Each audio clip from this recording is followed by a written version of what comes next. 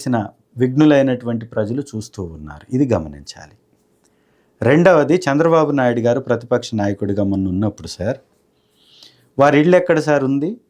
వారి ఇల్లు ఉన్నది బంజారా హిల్స్లో వారు ఉంటారు, జూబ్లీ హిల్స్లో వారు ఉంటారు. అది పక్క రాష్ట్రం.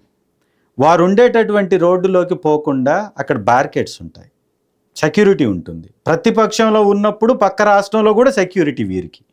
ఇవాళ మేము ప్రతిపక్షంలో కూర్చోంగలోనే మా అధ్యక్షులు ఉండేటటువంటి మాజీ ముఖ్యమంత్రి గారు ఉండేటటువంటి ఇంటికి పోయే దారికున్న ఆ బ్యారికేడ్స్ తొలగించేశారు, సెక్యూరిటీని తీసేశారు. ఇలాంటి వివక్ష రాజకీయం. ఏకంగా గతంలో చంద్రబాబు నాయుడు గారు ప్రతిపక్షంలో ఉన్నప్పుడు చార్టెడ్ ఫ్లైట్లు వేసుకొని వాళ్ళ అబ్బాయి గారు తిరిగేవారు. అంటే వీరికేమో పూర్తి స్వేచ్ఛ, వీరికేమో ఈ చట్టాలు ఇవన్నీ కూడా వర్తిస్తాయి, మిగిలిన వాళ్ళకి మాత్రం ఎవరికి వర్తించవు. అంటే ఇక్కడ చిన్న లాజిక్ ఉంది.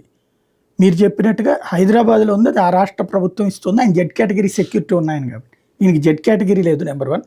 రెండోది, చంద్రబాబు గారు ఉన్నటువంటి కరకట్ట మీద నివాసం దగ్గర అంతకుముందు బ్యారికేడ్లు ఇప్పుడు ఉన్నట్టే ఉండేవి, అక్కడికి వెళ్ళేటప్పుడు రిస్ట్రిక్షన్ ఉండేది. చంద్రబాబు గారు ప్రతిపక్షంలోకి వెళ్ళాక మీరు తీసేశారు. లేదు, వారికి సెక్యూరిటీ ఉంది, కానీ దాని ముందు నుంచి అందరూ వెళ్ళిపోవచ్చు వెహికల్స్ని. వారి ఇల్లు ఒక సైడ్కి ఉంటుంది, మీరు అర్థం ఇక్కడ అంతే కదా. ఇక్కడ డైరెక్ట్గా రోడ్డుకే ఉంటుంది. వారింటికి, చంద్రబాబు గారి ఇంటికి వెళ్ళడానికి కిందికి దిగి మెయిన్ రోడ్ దిగి కరకట్ట రోడ్డు దిగి లోపలికి వెళ్ళాలి. ఇక్కడ మెయిన్ రోడ్ పక్కనే ఉంది. ఆ ఇంటికి ఈ ఇంటికి చాలా తేడా ఉంది. చంద్రబాబు గారికి ఒక సెక్యూర్డ్ ప్లేస్లోనే వారు ఉంటారు. ఇక్కడేమో డైరెక్ట్గా రోడ్డు మీదే హౌస్ ఉంది, డైరెక్ట్ కార్ దిగితే హౌస్లోకి ఎంట్రీ వెళ్ళేటటువంటి పరిస్థితి అక్కడ ఉంది. రెండు వేరు వేరు వ్యత్యాసం. ఎంతకాలం అని ఆంక్షలు పెడతారు ప్రజలు? ఎవరికి ఆంక్షలు? చంద్రబాబు గారికా?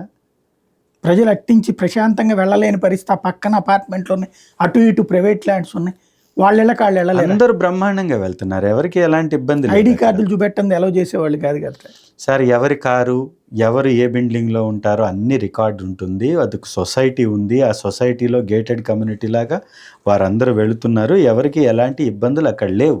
ఇది కక్షపూరితంగా చేసినటువంటి చర్య తప్ప ఇంకోటి కానే కాదు. సెక్యూరిటీనే తొలగించాలనే నిర్ణయం తీసుకున్నటువంటి వారు దేన్నైనా తొలగిస్తారు కదా, ఇంక దానిలో పెద్ద గొప్పే ఉంది.